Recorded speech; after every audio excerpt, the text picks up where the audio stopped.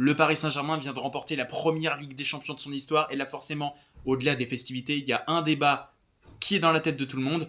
C'est le Ballon d'Or et Dembélé, je pense que clairement on peut le dire, c'est le favori numéro 1 après la victoire finale. Il a été décisif avec 2 passes D une nouvelle fois, mais est-ce que ce sera lui le Ballon d'Or incontesté?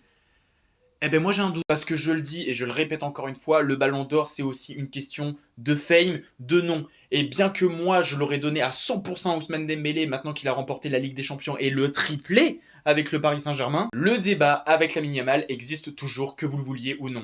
Et d'ailleurs, je vois beaucoup de gens sur les réseaux sociaux, beaucoup de vidéos TikTok dire que la Ligue des Nations, c'est du pipeau, ça va pas compter. Je vous rappelle qu'il y a un France-Espagne et que si Lamine Yamal fait encore une dinguerie, eh ben figurez-vous que là, cette année, la Ligue des Nations, bizarrement, elle va compter alors que les années d'avant, on s'en battait totalement les steaks. Même si ça reste une compétition moins prestigieuse qu'un Euro ou qu'une Coupe du Monde, ça reste une compétition avec une sélection nationale et que t'as une grosse individualité maintenant qui s'appelle Lamine Yamal, qui est dans une équipe qui brille au très haut niveau en sélection nationale. Donc quand tu sais que l'année dernière, Vinicius Junior c'était le favori numéro 1 et dès que l'Euro s'est terminé et que l'Espagne a gagné, bizarrement on a mis Rodri dans les discussions, que quand l'Argentine de Lionel Messi a remporté une Coupe du Monde alors qu'Erling Haaland avait lui aussi réalisé un triplé comme Dembélé, eh ben c'était Lionel Messi le Ballon d'Or. Et la même chose pour Franck Ribéry qui avait réalisé le triplé en 2013 avec le Bayern Munich. Ronaldo, il a été performant contre la Suède en barrage retour de Coupe du Monde.